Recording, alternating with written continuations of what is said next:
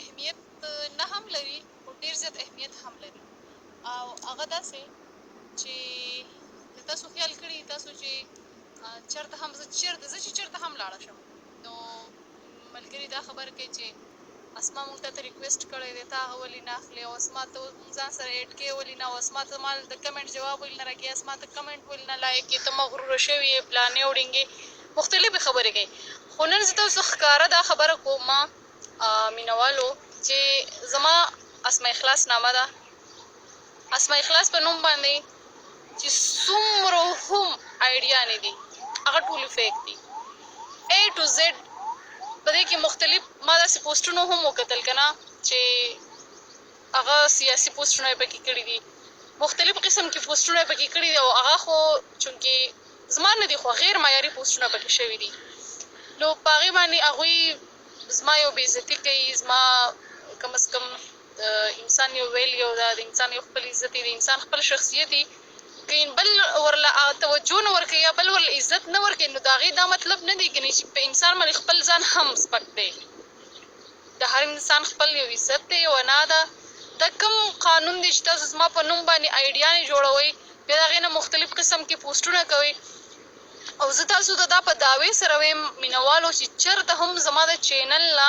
یا زما آفیشل چې کوم پیج دی ما چې کوم آفیشل پیج جوړ کړی دی د هغې نه چا تصویران کاپي کړي او هغه شانې سیم بل پیج جوړ کړی دی نو زه هسې حیرانه دې خبرې ته یم او زه دې خلکو ته هم حیرانه یم کوم خلک چې ورسره ایډ دي ډېر زیات شاعران ملګري ورسره دي ډېر زیات زما پېژندګلو کسان دي چې هغې ما سره هم ایډ دي او هلته هم ایډ دي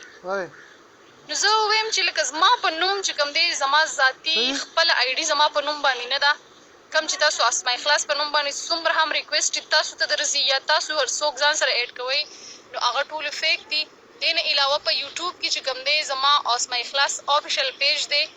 چې زما سره پکې کم از کم 28,000 نه زیات سبسکرایبر دي زما ویډیوز پکې ټولې موجود دي تاسو به د فیک چینل او د اوریجنل چینل پته لګي زه ټایم ټو ټایم خپل چې ما ته څومره کمنټس راځي هغه زه لایک کوم چې څوک پکې څه سوال جواب کوي زه د هغې باقاعده جواب هم ورته ورکوم کم از کم تاسو ته دا اندازه کېږي چې دا فیک چینل دی یا دا اوریجنل چینل دی او دې نه علاوه څومره آیډیانې چې کومې دي نو هغه فیک دي نو کاینډلي زه تاسو ته ریکویسټ کوم چې د دغې طرف نه څه هم تاسو ته مسله راځي یا تاسو پوسټونه وینئ غلط پوسټونه وینئ یا غلط کمنټس ګورئ نو تاسو ته دا معلومه وي هغه زما نه دي بلکل دې نه علاوه پیجونه چې کوم دي یو د بټخیلي ګلونه یو پیج دی چې زه څنګه هم غزل یا څه هم خپل چینل ته یا خپل پیج ته اپلوډ کړم نو ډایرکټ هغه کاپي کړي او څه ورته ولیکي وایي چې زما په نوم یو نوی غزل یا زما نوی غزل نو دا ټولې آیډیانې نه همدغه یو شان چې دی نو